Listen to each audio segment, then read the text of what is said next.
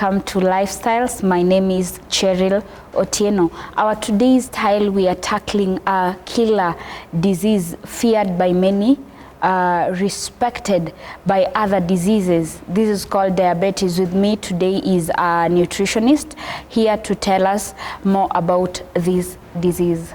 Karibu sana Dr. Diet. Asante sana. My name is Monica Gathoni Gitahi. I'm a nutritionist. They normally call me Dr. Diet. And today we are going to talk about diabetes.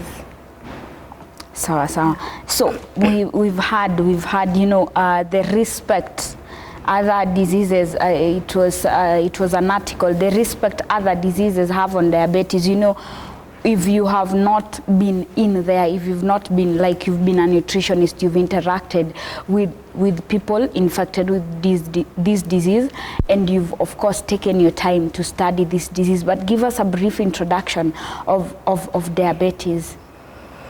Okay, when we talk about diabetes, it is a chronic disease that occurs either when the pancreas does not produce enough insulin, or the body does not effectively use the insulin that is produced by the pancreas. So this is a two-way thing. It may either produce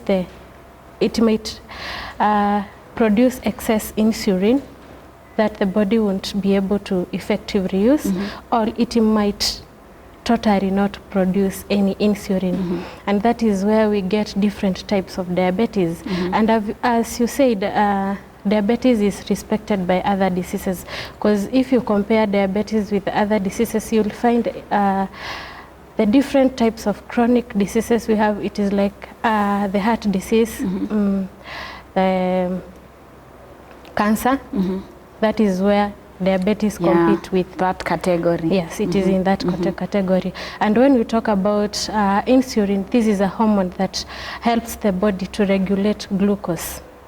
If you lack that, that is where you'll find yourself getting diabetes. Yeah. So when you've stated that there is a particular point where the pancreas produces more insulin than the body requires, so what happens in this particular case? That is where you get, we have type 1 diabetes, we have type 2 diabetes, we have gestational diabetes, and we have pre-diabetes. When we talk about, these are the types of diabetes that we have, though there are many, but these are the most known. Type 1 diabetes, this is when the pancreas does not produce insulin at all. This is when the pancreas has failed. And in type 1 diabetes, you'll find that most of the children and the young people, this is where they lie when we talk about on the type 1. On type 1 diabetes.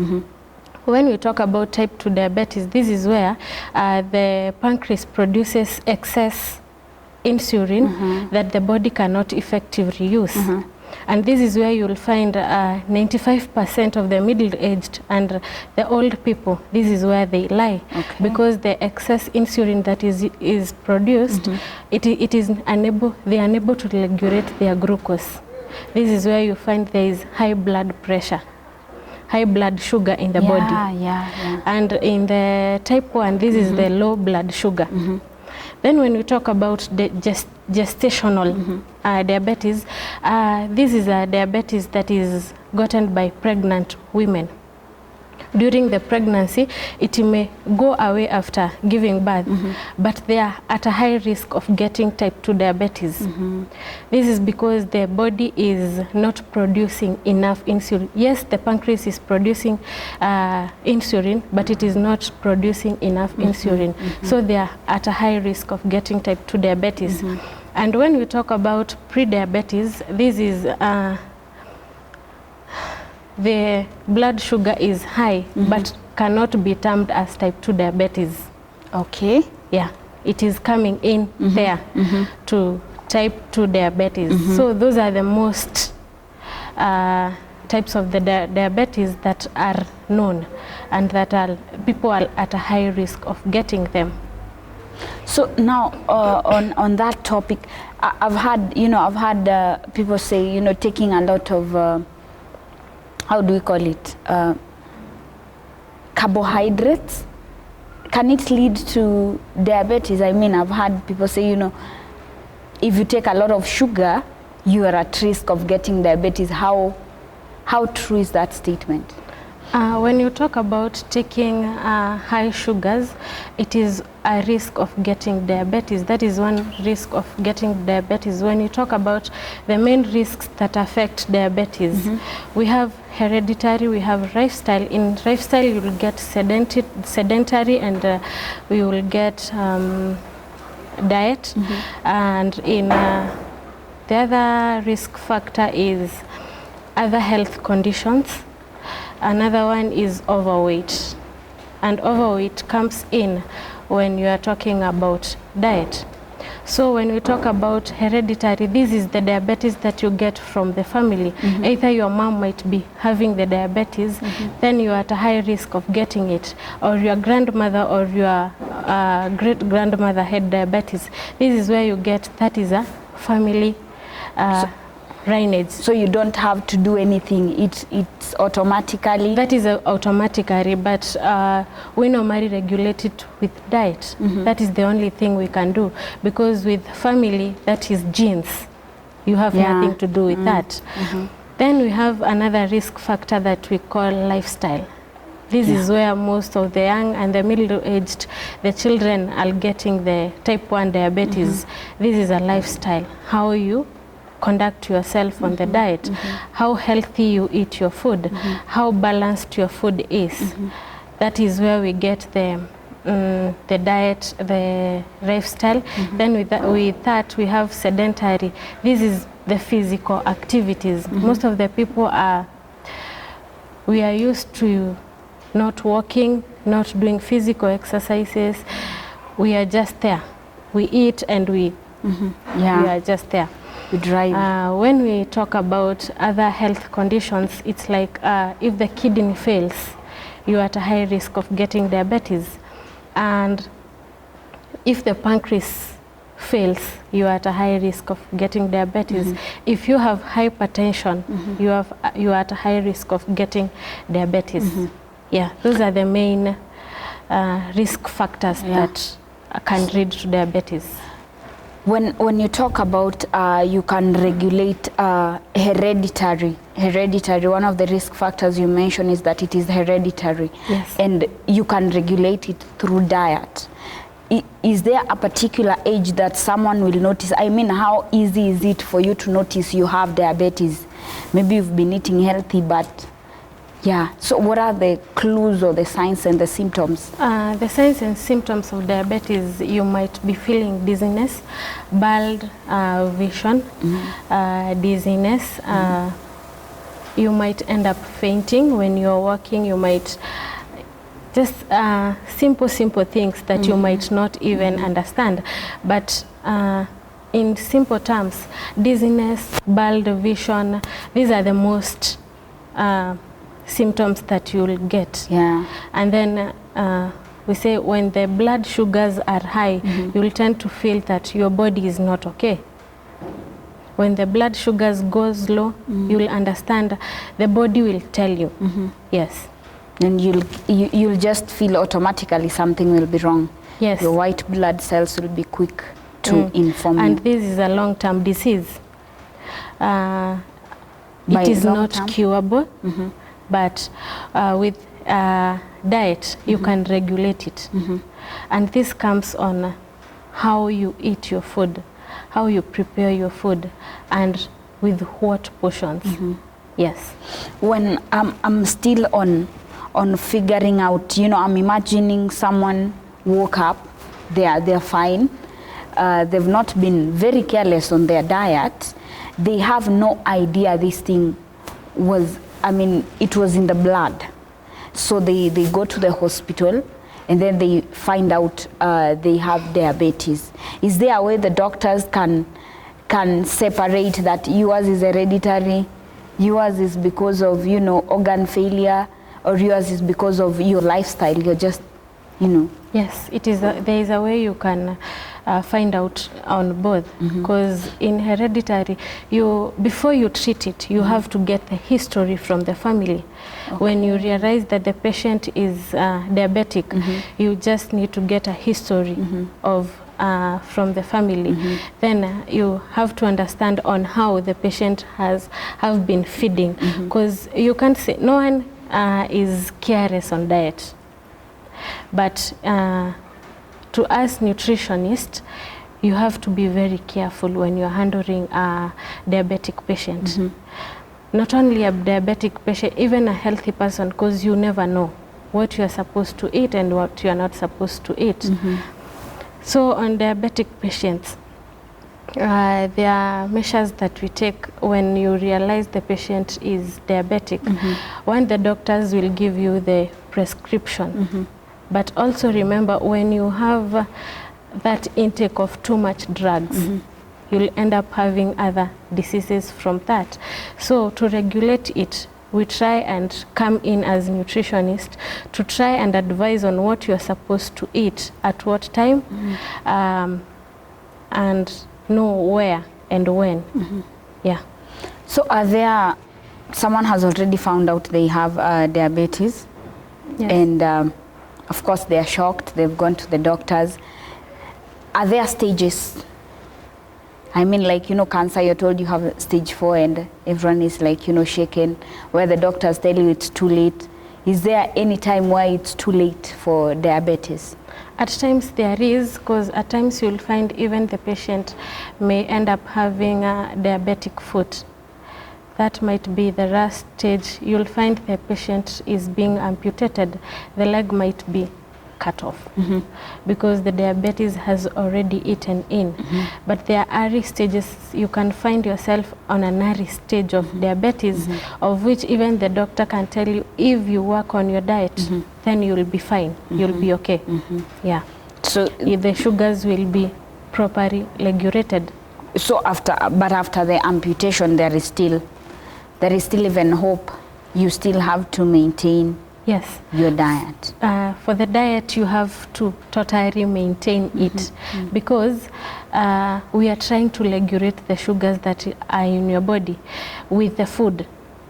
And also remember, most of the foods that we eat, they contain natural sugars. So you have to check on what you're eating, at what time, what the portion. Mainly on diabetes, you check on the portion of the patient, whatever he or she is eating. Because you must have a balanced diet. You must eat at least 6 times a day. You must have adequate water, maybe 2 to 3 liters in a day. That will help the body to regulate the glucose. Mostly when we talk of carbohydrates, proteins and vitamins, that is what we say that is a balanced diet. But still you may misuse that when you are talking about the balanced diet. You might find yourself eating too much carbohydrates, or eating too much proteins, but rarely you'll find someone eating too much vegetables. I've never heard of that. Yeah, true. But when you have a lot of carbohydrates, when you go to a nutritionist, you might find someone who will be telling you on diabetes you have to eat brown foods like brown rice, brown bread, brown chapatis, something like that. But still, remember the foods have sugars. They have, when you eat carbohydrates, the end product is glucose. So you tend to see that when you have the white rice, the sugars spikes faster. The glucose, the sugars from your body spikes faster. But when you take the brown rice, you'll get full for a longer time, and the sugars won't rise faster. But if you eat in excess, the sugars will rise. So the portioning is more important. Yes, than the brown and the white. Okay. Yes. Now that we are on diet, I want to take us back to the, was it stage 1? What?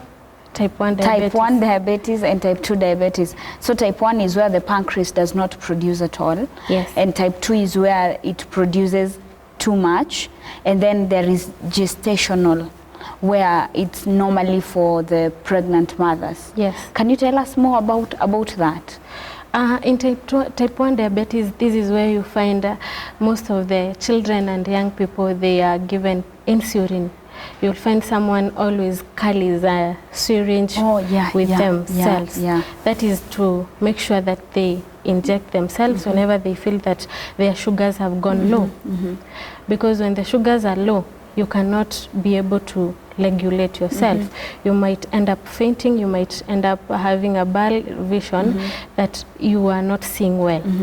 So that is why you find them carrying on their insulin. But instead of having that all through, this is where you come about with the 6 times daily meals. That is breakfast, you have a snack, lunchtime you have a snack, you have dinner, and then you have a bedtime snack. In the morning you're supposed to have a balanced diet to keep your sugars regulated, because the food that you're eating, they contain sugars. That is the vegetables, the proteins, and the carbohydrates. And whenever we are talking about proteins, most people are mistaken by animal proteins. They only think of animal proteins. Most of the animal proteins that we eat contains fats, and the end product of fats is glucose. Dangerous. Yeah, so when you are taking the proteins in, you have to regulate yourself from the animal proteins and the plant proteins. Maybe you can take the animal proteins thrice a week, and the plant protein maybe 4 to 6 times in a week, because the plant proteins do not have any fats. Gestational, that was gestational. I want to understand, because now this is a pregnant lady, right? Yes. They're expecting. So this diabetes is at risk of affecting her and the baby. Yes. Right? Yes. So what are some of the precautions that one should take, and at what rate, what are maybe the percentage? What is the percentage where maybe we can say maybe 4% or 1 out of 10 mothers is at risk of getting this particular disease? Is it something that can be avoided? Is it something that once you realize you have, you can take certain precautions? Okay, on gestational, we said that this is where the pregnant woman is unable to produce enough insulin, because there are two. Most of the parents, most of the pregnant women, when they find out they are pregnant, maybe some, they are not ready. And you'll find maybe 3 out of 10, they will end up having the gestational diabetes. This is because of the stress. They are thinking a lot, and some may end up not, you'll find that they are having morning sickness, they are not be able to eat well throughout the pregnancy. So this, it is a risk factor for that. For that, for the gestational diabetes, maybe the precautions. Whenever you realize maybe you're having nausea, you're having morning sicknesses, try to eat what the body feels like eating, but make sure it is a balance.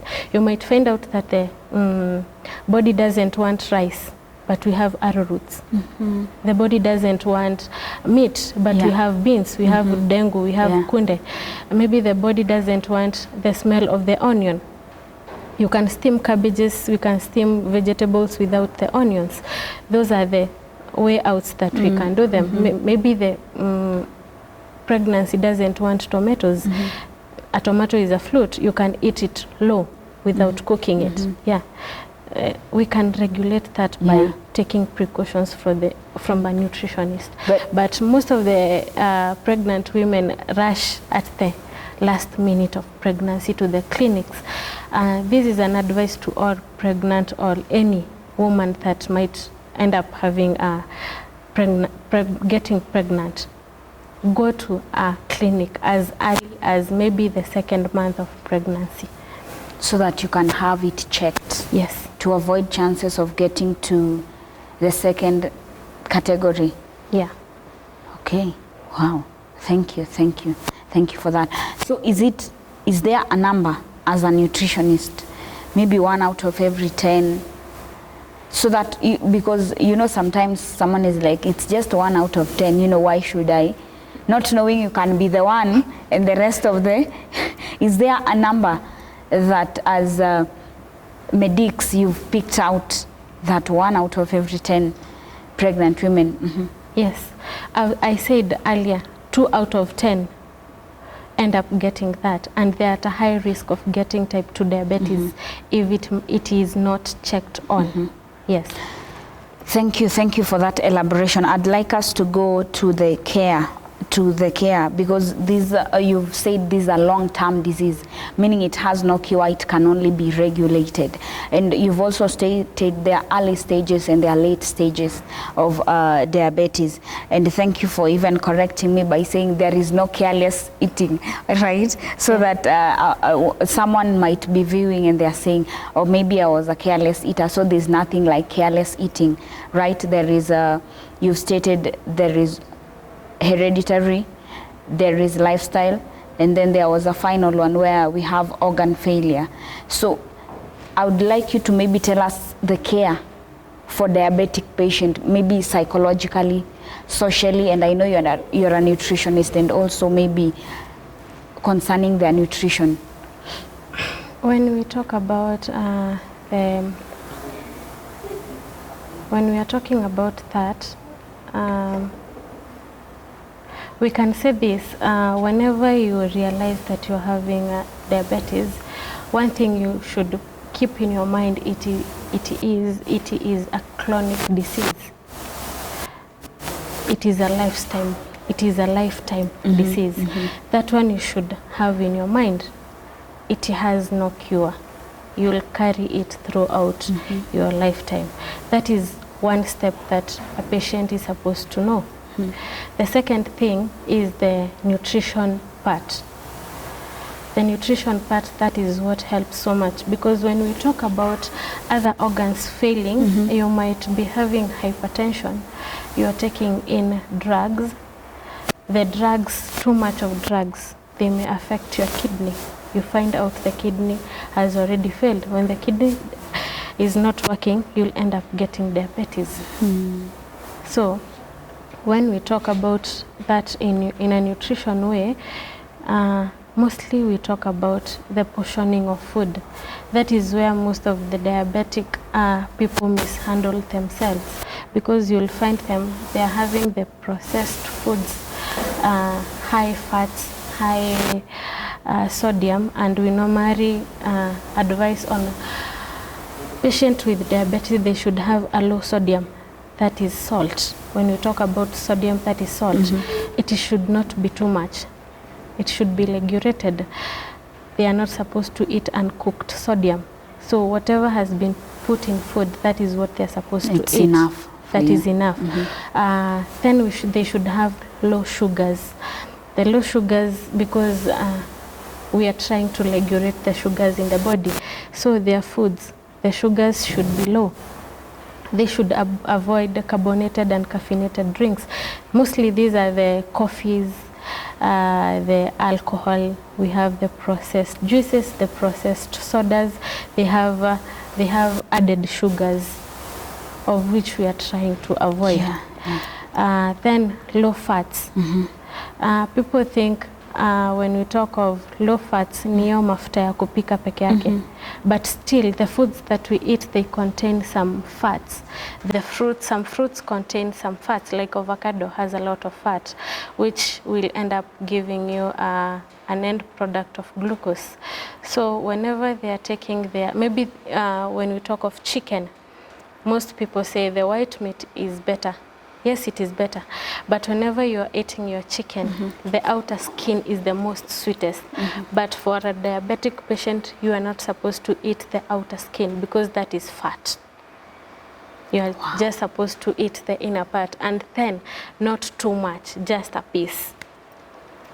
On red meat, there are fats that we see, iyo mafuta ya nyama.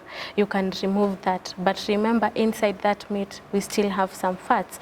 So you eat in a portion. Mostly we say when you are eating carbohydrates, the feast of your hand is enough. That is carbohydrates.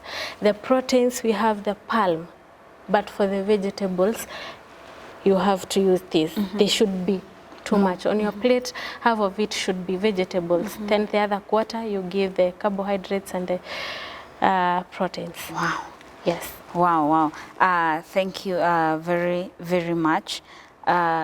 Today we have been talking about diabetes, and we have talked about the types of diabetes and what it really is, so that we can understand not just the patients, but as a society, this particular disease that is stealing our loved ones. And Dr. Diet, like I love calling her, and you will soon, has explained to us that it's not just the meals, it's the portioning. Yes. That is very important. Yes.